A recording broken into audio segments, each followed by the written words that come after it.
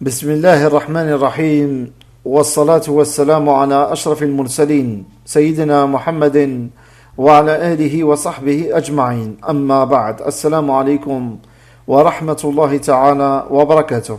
معنا اليوم أحبابي في الله حلقة مميزة فريدة من نوعها بخصوص المهدي عليه السلام، خاصة به بعنوان المهدي أمعقول قبلك هذا؟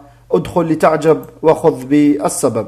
نبدأ على بركة الله. جاء في حقه: وإذا فاضت اللئام بأرضها غارت السماء لكنانتها، بعدما غار الصدق وفاض الكذب وصار العفاف عجبا، فزلزل زلزالها وبعد دهر قام صاحبها، لا رهج ولا له حس، بعدما كان ملء السمع البصر، اسمه معروف بالحسن موصوف، ينشل مصر من شجرة الحنظل، ومن عين عين له نداء مبغوض كرائحة الثوم، يخرج وسيده بهوان، بعدما صاهل أعداء على الكنانة سيال كلب عقور، فيوقظ الصحابي أهلها من سبات ويبعثهم الله بعث الأموات، فلكل أجل كتاب ولكل غيبة إياب، يفلق صاحب مصر الأمر فلق الخرزة، ليصدق رائد أهله وليجمع شمله ولا يقوم بقدره.